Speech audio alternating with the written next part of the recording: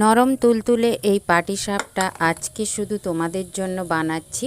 তো তোমরা পুরো ভিডিওটা না টেনে দেখতে থাকো, তাহলেই বুঝতে পারবে। তো চলো ভিডিওয় প্রবেশ করি।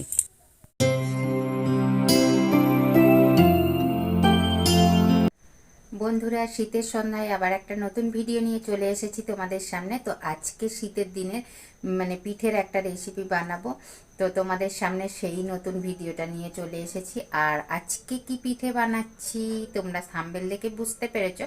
আর আজকে পিঠেটা বানানোর কারণ হচ্ছে, সাধারণত পৌষ পার্বণের দিন পিঠেটা বানানো হয়। আর আজকে পিঠেটা বানানোর কারণ হচ্ছে, আমার ননদ গুড় পাঠিয়ে দিয়েছে। আর এই গুড় পাঠিয়েছে। আর দেখো, এর মধ্যে আছে ওই যে নলেন গুড়ের পাটালিটা হয়, তো সেইটা পাঠিয়ে দিয়েছে। তো তার জন্যই আজকে পিঠেটা বানাচ্ছি। আর তোমরা বন্ধুরা পুরো পিঠের রেসিপিটা দেখো, আমি কিভাবে পিঠেটা বানাচ্ছি সেইটা দেখো। তোমরা তো সবাই বানাও, কিন্তু আমি আমার মতোভাবে বানাই। তো সেইটা তোমরা দেখো, আমার পাশে থাকো, সাথে থাকো। আর যারা দেখা শুরু করেছো প্লিজ একটা লাইক দিয়ে দাও। আর দেখার শেষে একটা ছোট্ট কমেন্ট করে দিও। আর তুমি যদি নতুন বন্ধু হয়ে থাকো, আমার ভিডিওটা দেখছো, তো আমার চ্যানেলটাকে সাবস্ক্রাইব করে দিও পুরো ভিডিওটা দেখার পর। আর পাশের বেল বাটনটা অবশ্যই প্রেস করো। আর ভিডিওটা ভালো লেগে থাকলে শেয়ার করে দিও। তো বলতে বলতে কথাটা একটু আটকে যেতেই পারে বন্ধুরা, তোমরা একটু ক্ষমা করে দিও। তো চলো, আমি কি করতে থাকছি তোমাদের দেখাই। আজকাল ব্লগ ভিডিওয় আমি রান্নাগুলোই দেখাচ্ছি, কেননা রান্নাটাই তো বেশি করে থাকি। বাড়ির গৃহিণীরা রান্না ছাড়া আর কি করবে বলো। তো তার জন্য আমি কি করছি না করছি তার সঙ্গে সঙ্গে একটু রান্না বাড়াও করে দেখাচ্ছি। তো তোমরা প্লিজ আমার সাথে থেকো, পাশে থেকো। আর তোমরা না কমেন্ট করলে আমি কি করে করব বলো। তোমরা অবশ্যই কমেন্ট করো, তো আমি তো জানতে পারবো যে তোমরা দেখেছো বা কিছু। আর আমার ছোট থেকে বড় হতে তোমরাই আমায় সাহায্য করবে। তো প্লিজ আমায় সবাই সাপোর্ট করো। তো চলো ভিডিওটায় চলে যাই। তো বন্ধুরা, পাটিসাপটা বানানোর জন্য আমি চলে এসেছি। আর মিক্সিতে দেখো একটু আতপ চাল নিয়ে নিয়েছি, ওইটাকে একটু বেটে নেব। তো আর মিক্সিতে বাটছি কেন, হাতে বাটতে অনেকটা দেরি লাগবে, তো তার জন্য অল্প একটু তো মিক্সিতে বেটে নিচ্ছি। আর দেখো বন্ধু, কড়ার মধ্যে নারকেল দিয়ে দিয়েছি আর দিয়ে দিয়েছি গুড়টা। তো এইটা আমি ছাই করে নেব। আমি তো বানাচ্ছি পাটিসাপটা, তো পাটিসাপটাটা বানানোর জন্য আমি এইটা করে নিচ্ছি। তো আমি এখন ছাইটা তৈরি করে নিই।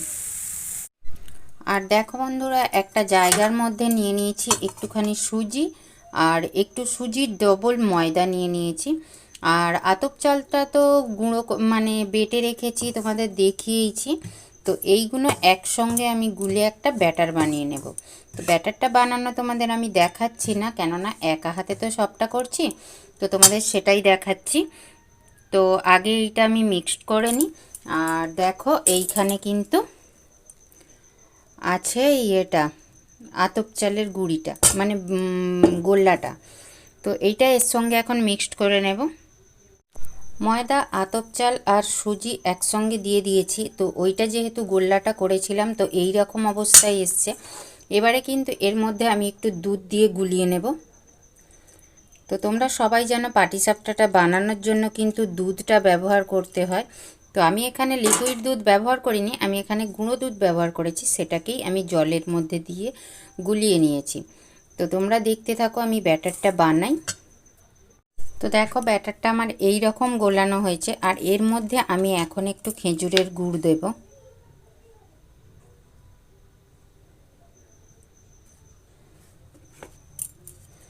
আর খেজুরের গুড়টা এবার এর মধ্যে আমি মিক্সড করে নেব। তো ওই জন্য আর দুধ দিলাম না, তার কারণ হচ্ছে খেজুরের গুড়টা তো পাতলা, তো এটা আরও একটু পাতলা হয়ে যাবে, ওই জন্য আমি আর দুধ দিলাম না, গুড়টা দিয়েই মাখিয়ে দিলাম। তখন একটু দুধ দিয়েছিলাম। আর ময়দা, সুজি, চালের গুঁড়ি সব একসঙ্গে মিক্সড করে নিতে হবে, তবেই বেশ টেস্টটা হবে। আর এর মধ্যে এবারে একটু নুন দিয়ে দেব, যে যার প্রয়োজন মতো নুনটা দেবে। আর মিষ্টিটাও অবশ্যই প্রয়োজন মতো দেবে। এখানে পাটিসাপটা বানানোর জন্য আমি চাটু বসিয়ে দিয়েছি, আর অলরেডি আমার দুটো বানানো হয়ে গেছে। তো কেননা ক্যামেরাটা চালানো হয়নি, আমি আগে বানিয়ে নিয়েছিলাম। আর দেখো আমি পাটিসাপটার গোল্লাটা দিয়ে দিচ্ছি। আর আগে করার কারণ হচ্ছে যদি ভেঙে ভুঙে যায়, তো তার জন্য আগে দুটো করে নিয়েছি। তো তারপরে তোমাদের ভালোভাবে দেখাচ্ছি। তো ভাঙেনি বন্ধুরা, একটাও ভাঙেনি।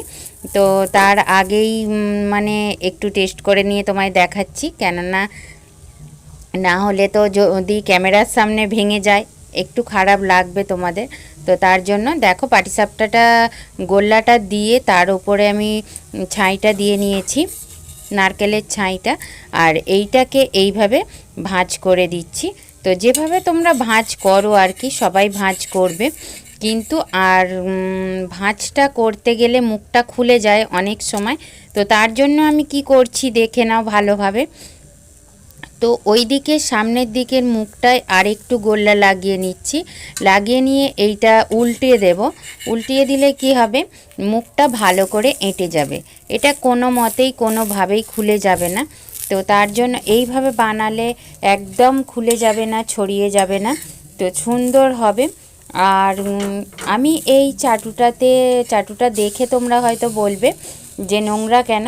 তো এই চাটুটাতে তেলের জিনিসটাই করি, যেমন ধরো পরোটা, তারপরে হচ্ছে এই সব গোলা রুটি, পাটিসাপটা এই সবগুলো করে থাকি। তো তার জন্যই এটার এই অবস্থা।